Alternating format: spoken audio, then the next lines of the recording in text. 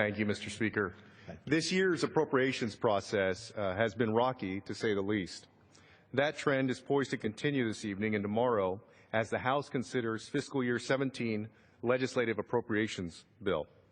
Buried in this bill's committee report is controversial language that forces the Library of Congress to continue using the derogatory term illegal alien in its subject headings. Mr. Speaker, I'll explain the background on this issue. Last month, the Library of Congress announced proposed changes to its subject headings that would replace the term aliens with non-citizens and replace the term illegal alien with non-citizens and unauthorized immigration. It's not unusual for the Library of Congress to make changes to its subject headings. In fact, each year it makes thousands of such changes. In 2015 alone, there were 4,934 new subject headings that were added. An example of one such change that the library has made in the past was to replace the word Negro with a less offensive word. This sort of evolution of the library's subject headings is not unprecedented by any stretch of the imagination. However, what is unprecedented is Congress's weighing in on these changes. In fact, the library has confirmed that this is the first time that Congress will have legislated on any of its subject headings in the history of the Library of Congress. So never before in history has Congress so much as communicated with the Library of Congress about its subject headings, let alone introduce legislation concerning them. With this bill, that's all about to change.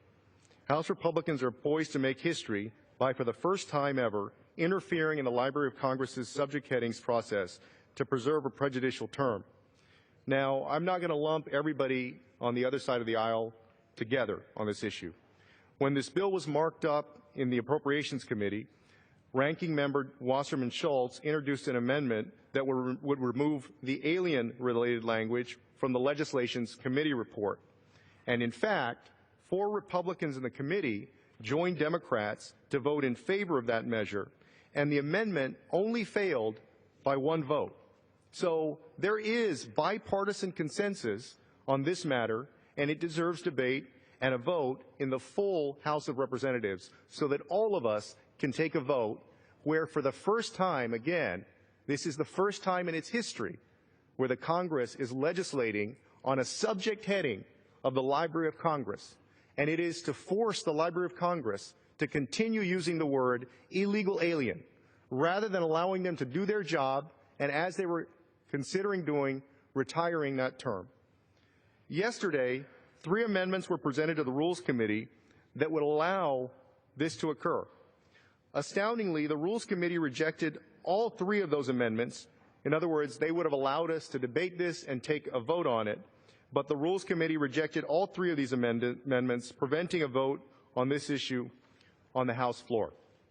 Now, as I mentioned before, Mr. Speaker, the language in the committee report that has sparked this debate refers to a portion of U.S. code that contains the term alien. I have introduced legislation that would remove alien from U.S. code in instances where it refers to immigrants to this nation.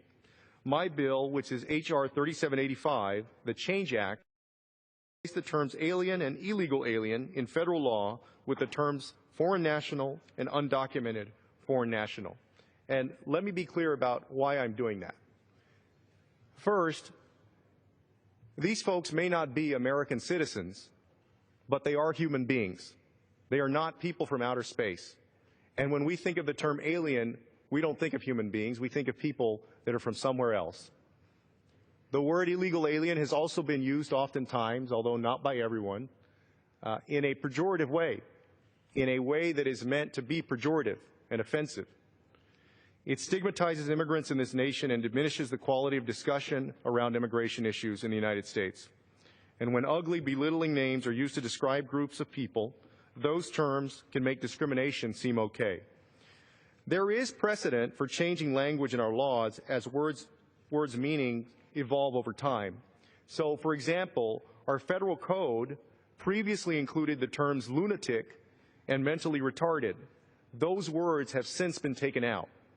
And just last month, President Obama signed into law a bill that I believe that we can all be proud of, which was introduced by my colleague, Congresswoman Grace Meng of New York, that removes the terms Oriental and Negro from federal code.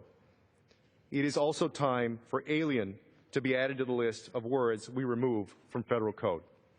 So I urge my colleagues, both Republican and Democrat, to stand up for the dignity of all people who call America home and vote in favor of the Change Act. Mr. Speaker, I reserve the balance of my time. The gentleman from Texas reserves the balance of his time. The gentleman from Georgia is recognized. Mr. Speaker, I rise to claim time in opposition to the point of order.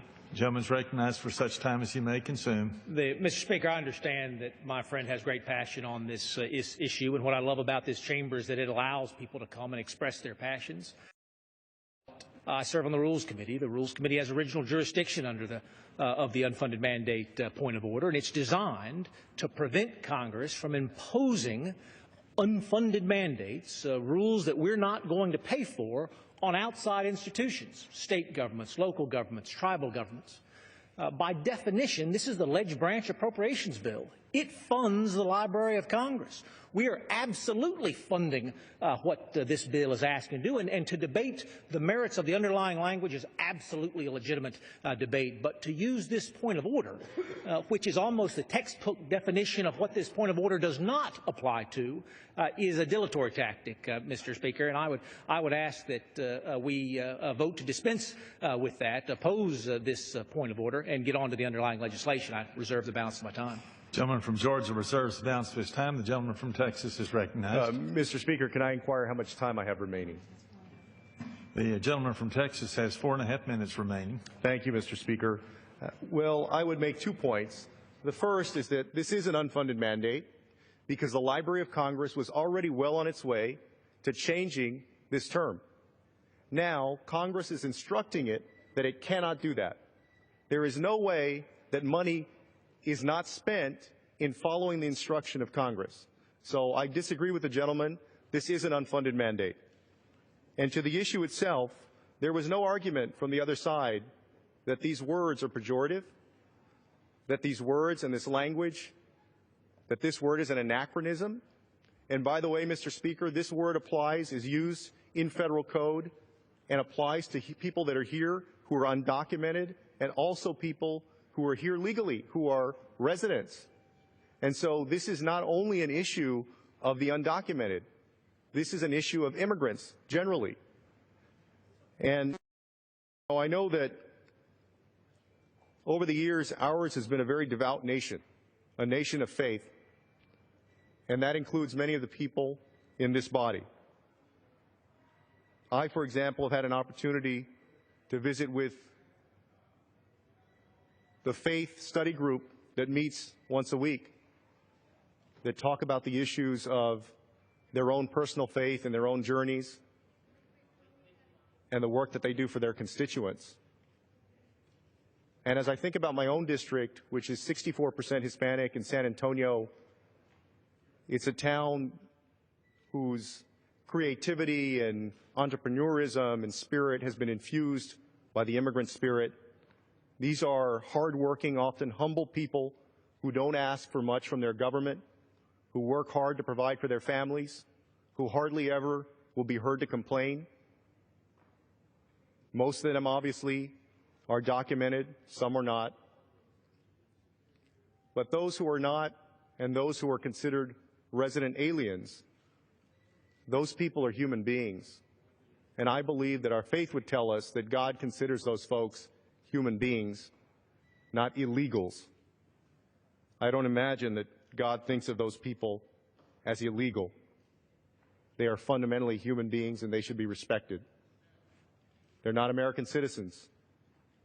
We understand that. And there has been much debate over the last few years about passing comprehensive immigration reform, or at least considering it here on the House floor. That hasn't happened yet. But I do think that each of us can at least extend some modicum of respect to these people. And with that, Mr. Speaker, I call on my colleagues to join me in voting for the Change Act